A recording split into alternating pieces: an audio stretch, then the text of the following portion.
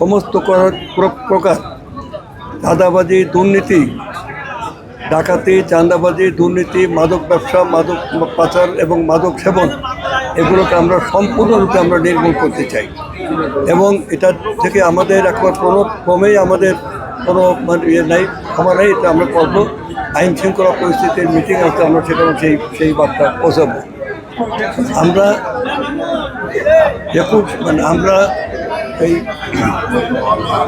৭১-এর স্বাধীনতা যুদ্ধ এবং পরবর্তী সময় এই যে ২৪-এর যে জুলাই অভ্যুত্থান, এই অভ্যুত্থানের মাঝ দিয়ে এই শিক্ষায় আমরা পেয়েছি যে সমাজকে ঠিক নতুন কায়দায়, নতুন নিয়মে এখানে শাসন করলেই সরকার সফল হবে না।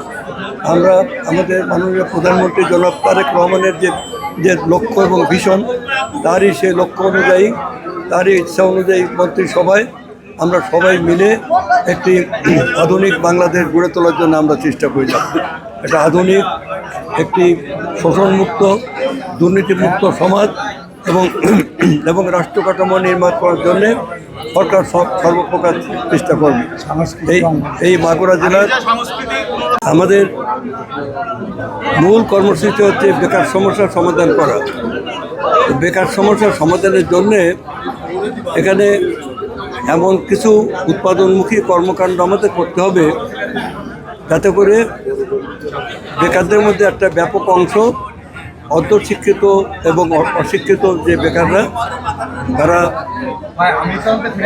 নিজের উদ্যোগে আত্মকর্মসংস্থানের মাধ্যমে তারা সমাজে তার ক্রয় ক্ষমতা বৃদ্ধি করতে পারে।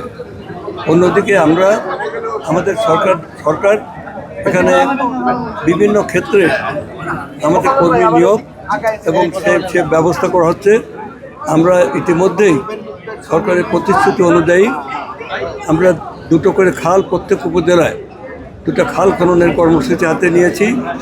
এরপরে আমরা নদী খনন প্রকল্প, যেটা নির্বাচনের সময় আমি বারবার বলতাম, আমরা নদী খনন প্রকল্প করব।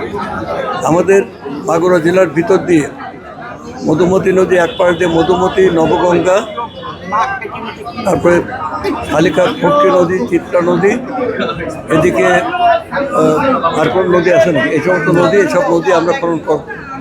এটা কিছু বিশ্ব ব্যাংকের সাহায্য নিয়ে, কিছু সুইডেন এবং ইউরোপের অন্যান্য অঞ্চলের সাহায্য নিয়ে আমরা এই প্রকল্পগুলো করবো। এটা জাতীয় ভিত্তিক হবে। জাতীয় ভিত্তিক এই প্রকল্পগুলো সারা বাংলাদেশে করা হবে।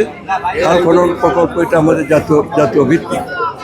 মাগুরার ক্ষেত্রে আমরা বলতে চাই যে মাগুরার সবচেয়ে অনুন্নত এবং অনগ্রসর একটা জেলা।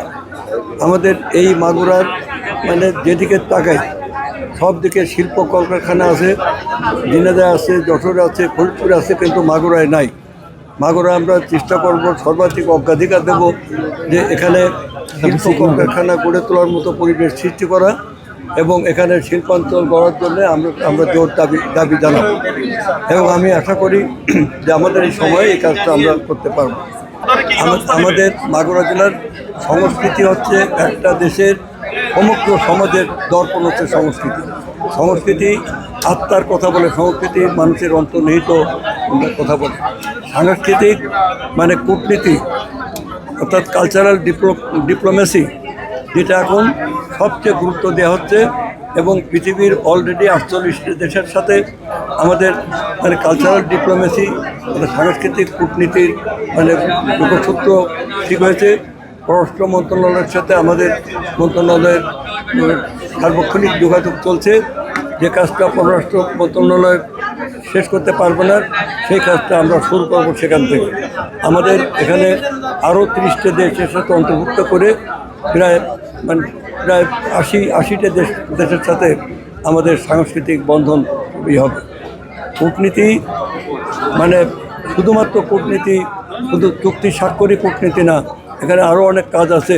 অতএব আমাদের দেশের সাংস্কৃতিক মান উন্নয়ন করে শিক্ষা সংস্কৃতিকে আমরা যদি উন্নত করতে পারি, তাহলে আমরা আমাদের জাতিকে, আমাদের দেশকে, আমাদের জনগণকে মাথা তুলে দাঁড়ানোর মতো শক্তি সাহস আমরা নিয়ে যেতে পারি এবং আমরা বিশ্বকে শেখাতে পারি শান্তি এবং সমৃদ্ধির মাঝ দিয়ে, শিক্ষা সংস্কৃতি, জ্ঞানভিত্তিক শিক্ষার মাঝ দিয়ে আমরা সমাজকে উন্নত নিয়ে যেতে পারি। আমরা সেই কাজগুলো আমাদের সরকার করে। মাননীয় মুখ্যমন্ত্রী জেলাব্যাপী সাংস্কৃতিক অঙ্গনে যাদের অবদান তাদের জন্য আপনার কিছু করণীয় আছে কি? সাংস্কৃতিক অঙ্গনে জেলা পর্যায়ে সাংস্কৃতিক অঙ্গনে যাদের অবদান আছে, সাংস্কৃতিক অঙ্গনে যাদের অবদান আছে, আজকে হয়তো অনেকে মানে অকার্য হয়ে পড়েছে, তাদের জন্য আমাদের বিশেষ অনুদানের ব্যবস্থা আছে। তবে সেটা আমরা মানে ব্যাপক হয়তো পারা যাবে না, তবে এটা আমরা করব। আরেকটা কথা হচ্ছে যে আমরা নতুন করে এই মাগুরায় শিল্প সংস্কৃতি এবং শিক্ষাকে আমরা নতুন গুরুত্ব দিয়ে ঠিক করবো। এই কারণে আমি শিল্পকলা একাডেমিকে আমি মানে দেখবো এখানে কী অবস্থা আছে, এখানে একটা একাডেমি ভবন করা যায় কিনা, এবং একাডেমি শিল্পকলা একাডেমির হলটাকে আরও বেশি প্রশস্ত করা যায় কিনা, বড় করা যায় কিনা। শিল্পকলা মানে শিল্পকলা একাডেমি মানে হলো সেখানে শিক্ষা থাকবে, প্রশিক্ষণ থাকবে, সেখানে থিয়েটার হবে, নাটক হবে, সব কিছুই হবে, যাত্রা, থিয়েটার, নাটক এবং মানে পুরনো যে শিল্প আমাদের সঙ্গীত শিল্প, এগুলোকে আমরা উজ্জীবিত করব।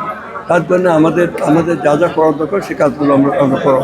আমি দেখে শুনে একটা ভবনের সিদ্ধান্ত নেব, আর মানে দুস্থ শিল্পীদের আমাদের সাহায্য করব, এবং যারা সচল শিল্পী তাদেরকে, যেমন আমাদের অনেক শিল্পীকে আমাদের বাইরে পাঠানো হয়, দেশের বাইরে প্রায় পাঠায়, সেক্ষেত্রে যদি মাগুরা সেরকম প্রতিভা যদি পাওয়া যায়, তাকে আমি মাগুরা বিদেশে পাঠাবো। ধন্যবাদ।